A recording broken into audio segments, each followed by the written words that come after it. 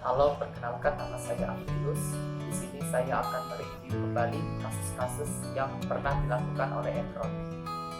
Pertama-tama saya akan menjelaskan tentang sejarah kasus Enron. Enron adalah sebuah perusahaan pemasok energi yang berhubungan langsung dengan gas alam dan tenaga listrik yang berbasis di Houston, Texas, Amerika Serikat. Perusahaan ini pertama kali didirikan oleh Kenneth Light pada tahun 1985. Perusahaan ini juga adalah perusahaan terbesar di Amerika dan pernah menduduki peringkat ke-7 sebagai perusahaan terbesar di Amerika Serikat. Namun perusahaan ini tiba-tiba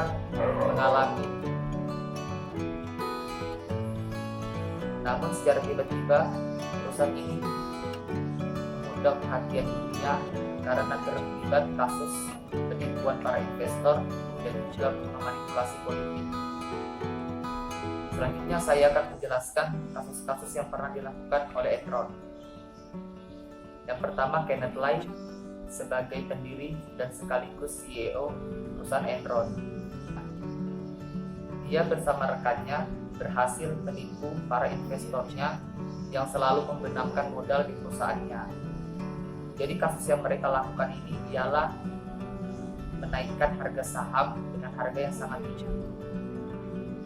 Yang kedua, Enron mendapat dorongan dari Gedung Putih karena telah mengeluarkan dana dalam jumlah yang sangat besar. Tujuannya adalah untuk membantu mantan Presiden Amerika Serikat George W. Bush dalam kampanyenya. Dan ternyata mereka juga merupakan teman dekat. Yang ketiga, Kenneth Light melebih-lebihkan keuntungan di dalam laporan keuangan perusahaannya. Yang keempat, Kenneth Light juga sukses memainkan laporan keuangan perusahaannya. Alasannya supaya hutang-hutang yang dia miliki tidak ketahuan oleh publik.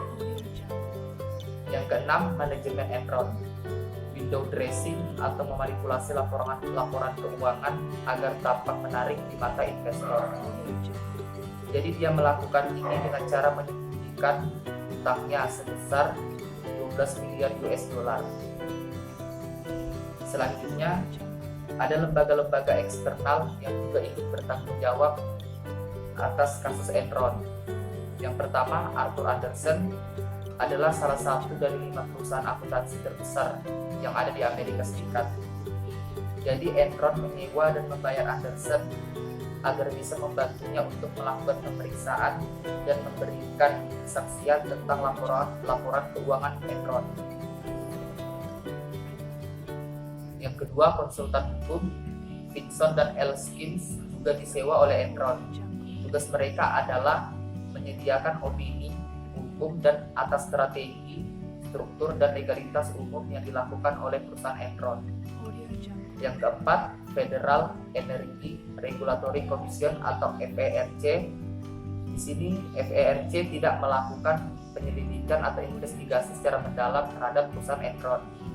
Hal ini dikarenakan Enron melakukan aktivitasnya dalam perdagangan listrik tidak di satu negara, melainkan di beberapa negara.